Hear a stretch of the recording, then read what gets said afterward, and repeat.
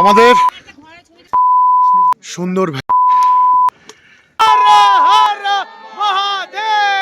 আমাদের এই শিব শম্ভু পূর্ব ঝর্ণা।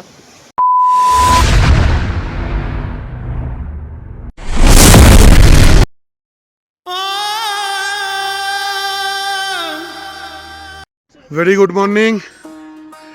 আজকে সকালবেলা আমরা পাঁচতারনি বেস ক্যাম্প থেকে আমাদের জার্নি শুরু করব। সমস্ত এরকম ছোট ছোট ছোট ছোট সকল দর্শনার্থীরা যারা আসে তারা এইরকম টেন্টে তারা থাকেন, থেকে তারপর রাত্রি যাপন করে তারপর সকালবেলা বাবা অমরনাথের দর্শনের উদ্দেশ্যে রওনা দেন। ফাইনালি আমরা হাঁটা শুরু করলাম আমাদের তৃতীয় দিনের যাত্রা, যেটা বাবা অমরনাথের যাত্রা।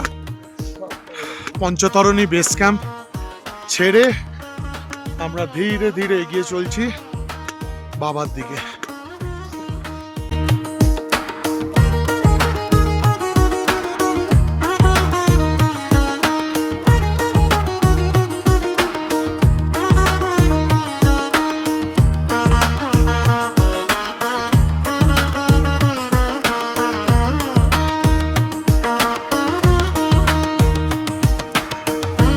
ক্যাম্প নিলে তার রেট চেক দেয়া আছে।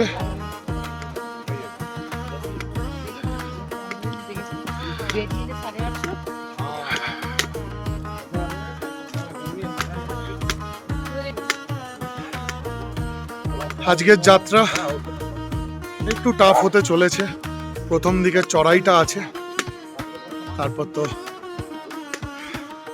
বাবার গুহার দর্শন। হর হর মহাদেব।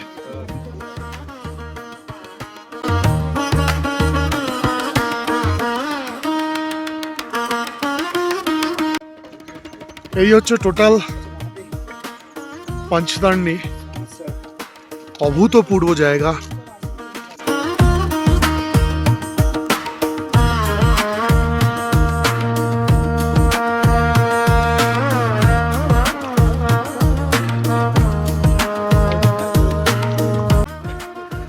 আমরা চলছি পঞ্চতারণী ছেড়ে পবিত্র গুহার দিকে।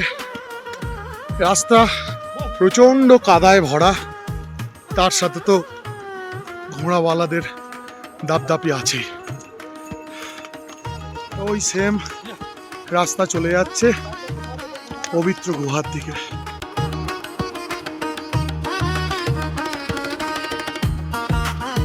প্রচুর চড়াই, প্রচুর চড়াই। এরপর ওই যে রাস্তা উঠে যাচ্ছে, ওই চড়াই করে তারপর বাবার গুহার দর্শন পাওয়া যাবে। সত্যি বাবা, তোমার দর্শন পাওয়া তো এত সোজা কাজ নয়। হর হর মহাদেব, হর হর মহাদেব।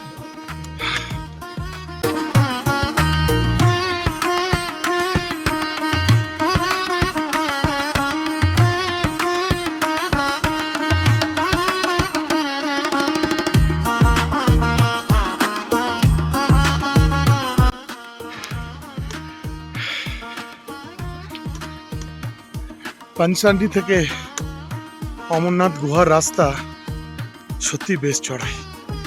কি রোহিত, কেমন লাগছে?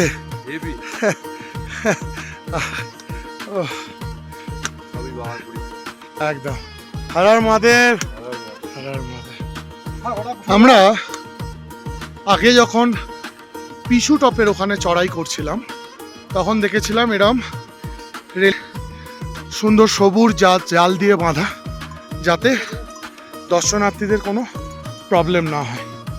তো এখনও পঞ্চতরণী থেকে যখন আমরা অমরনাথ গুহার দিকে এগোচ্ছি তখনও এইরকম জাল দিয়ে ঘেরা, যাতে কারোর কোনো প্রবলেম না হয়। সত্যি কষ্টের যাত্রা। ওই রাস্তা ধরে আমরা ধীরে ধীরে পঞ্চতরণী থেকে উঠে এলাম। পুরো কাদামাটিযুক্ত রাস্তা, এই রাস্তায় খুব ডেঞ্জার পার করে যাওয়া। অবশ্যই মনের জোর থাকলে নিশ্চয়ই যাত্রা সবাই করতে পারবেন। হ্যাঁ, কিছু জিনিস অবশ্যই যাত্রাকালীন নিয়ে রাখবেন, যেরকম ভালো একটু লাঠি নেবেন, অবশ্যই ভালো ট্রেকিং শুজ নেবেন, তার সাথে একটু কর্পূর আর ব্যাগ। সব থেকে বড় কথা, ব্যাগটাকে হালকা রাখবেন, কারণ আমাদের মতো যারা একটু হেভি ওয়েট হয় তাদের ওয়েটটা তো একটা পাহাড়ে বিশাল লাগবেই, তার সাথে পিঠের ব্যাগের ওজন সেটা আরও মনে হয় যে একটা জলের বোতলে প্রচুর ভারী লাগে। ব্যাস এই কিছু জিনিস, আর অবশ্যই বর্ষার জন্য রেনকোট মাস্ট। এই কটা জিনিস নিয়ে মহাদেবের নাম নিয়ে চললে সব যাত্রাই সোজা লাগে, কোনো কিছুই কঠিন নয়। হর হর মহাদেব। এটা বালটালের রাস্তা, আর এটা পেহেলগাঁও দিয়ে যারা যাচ্ছে তার রাস্তা। এই রাস্তাটা যারা বালটাল দিয়ে আসছে, সেই ঘোড়ায় চড়ে বা হেঁটে, সে তারা এখানে এসে সমস্ত এক হয়ে যাচ্ছে। আমরা গোয়া থেকে আর কিছুক্ষণ দূরেই আছি, দেখা যাক আর কতটা রাস্তা বাকি। হর হর মহাদেব, নমো পার্বতী পতে, হর হর মহাদেব। আমরা পৌঁছলাম অমরনাথ গুহার দিকে। আমি দেখাতে বলবো আমার চোখে ক্যামেরায়, সেই দূরে দেখা যাচ্ছে অমরনাথ গুহা। প্রথম দর্শন তার পেলাম। সত্যি এতটুকুনি আসতে পেরে নিজেকে ধন্য বলে, সার্থক বলে মনে করি। জয় মহাদেব, হর হর। সত্যি যখন দূর থেকে তার একটু দর্শনও হয়ে যায় না, মন আনন্দে উচ্ছ্বাসিত হয়ে যায়।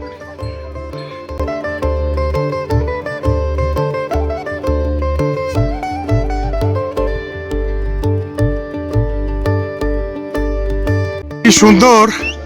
অমরনাথ গুহার আগে দুখানা গ্যালারির দেখা পেলাম, কি অপূর্ব দেখতে তাদের।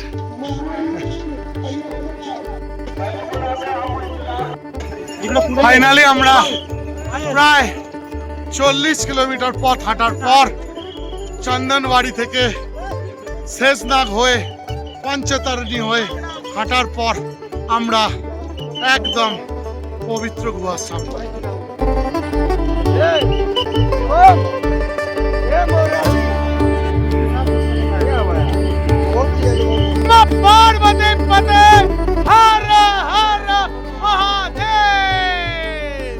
বিশ্বকবি বলেছিলেন, জড়ায়ে ধরিল মোড়ে ফেলি তার জাল, তুলে নিল দ্রুত রথে দুঃসাহসী ভ্রমণের পথে। জানি না দেশ বিদেশ থেকে মানুষ কেন ছুটে আসে তার টানে, জানি না সেই বহু প্রতীক্ষার পর তার দর্শনের কি এক মায়া লুকিয়ে আছে। সত্যি সে উত্তর আমার জানা নেই। তাকে দর্শন পাওয়ার যে অনুভূতি, সত্যি তা প্রকাশ করার সত্যি কোনো ভাষা নেই, সত্যি কোনো ভাষা নেই। লাস্টে পৌঁছলাম একদম গুহার কাছাকাছি। এখানে প্রচুর নিরাপত্তা টাইট। ধীরে ধীরে আমরা এগিয়ে চলছি অমরনাথের গুহার দিকে। হ্যাঁ, সেই পবিত্র গুহা যার দর্শনে সারা দেশ বিদেশ থেকে বহু মানুষ ছুটে আসে। সেই বাবা বরফানির অমরনাথ গুহা। হর হর মহাদেব। অসংখ্য ধন্যবাদ জানাবো যারা সমস্ত এখানে আসা মানুষের যত ময়লা করে সেই ময়লাদের পরিষ্কার করে। সত্যি আমাদের আরেকটু সচেতন হওয়া দরকার, নিজেদেরকে আরেকটু পরিচ্ছন্ন হওয়া দরকার। তবেই পাহাড় বাঁচবে, তবেই প্রকৃতি বাঁচবে, তবেই সবকিছু বাঁচবে। হর হর মহাদেব। এখানে গ্লেশিয়ারের জলে স্নান করে নিলাম, এরপর যাব বাবার কাছে। হর হর মহাদেব। আমরা গুহার একদম মুখে এসে গেছি। এবার আমাদের মোবাইল বা যাবতীয় কিছু এখানে দিয়ে দিতে হবে ক্লক রুমে। বাবার দর্শনের দিকে এগোবো। হর হর মহাদেব, জয় শিব শম্ভু।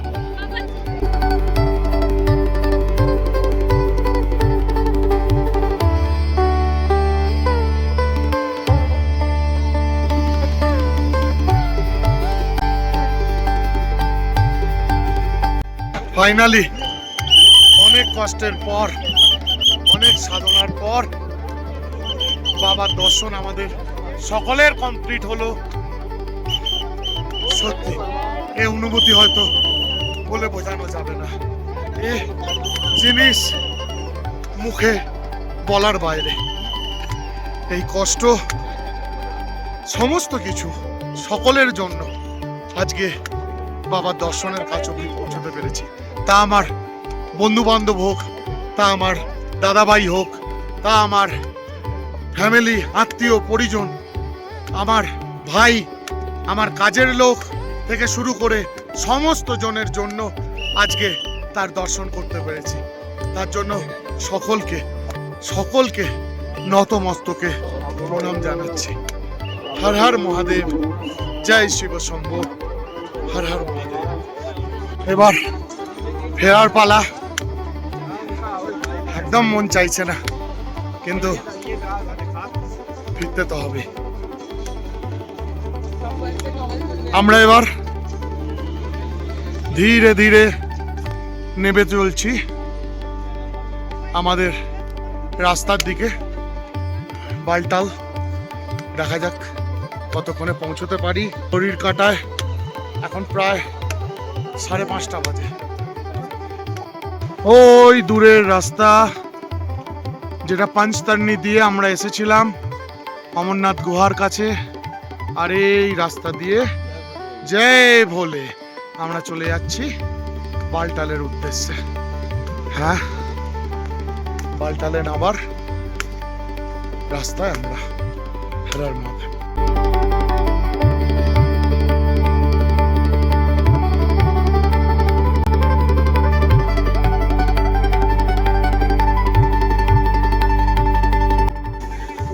পুরো অবস্থা কাহিল, সিঁদুর নাকে বাঁকে এসে গিয়ে কি অবস্থা। এই অবস্থাতেই নামছি, দেখতে দেখতে দেখা যাক কি হয়।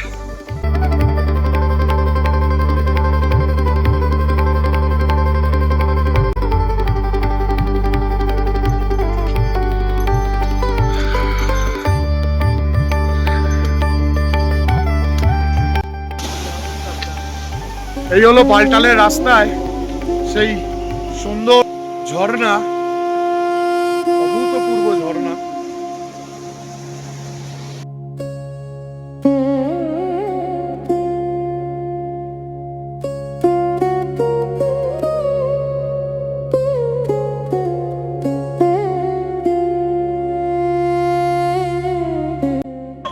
কেউ একজন রাস্তায় প্রচন্ড অসুস্থ হয়ে পড়ে, তার শরীর খুব খারাপ পড়ে গেছে বলে অ্যাম্বুলেন্স পরিষেবা এখানে চালু আছে। এখনো আমরা নামছি বালতালের দিকে, ডোমেলার কিছুটা দূরে। প্রায় 15টা বাজতে যায়। চোখ মুখের অবস্থা প্রায় শেষ বললেই চলে।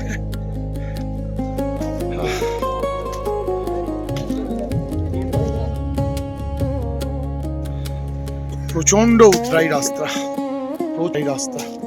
দেখলেই বোঝা যাবে বালতালের। বলে চড়াতেও যতটা কঠিন, আর নিচে নামাটাও তার থেকেও বেশি কঠিন।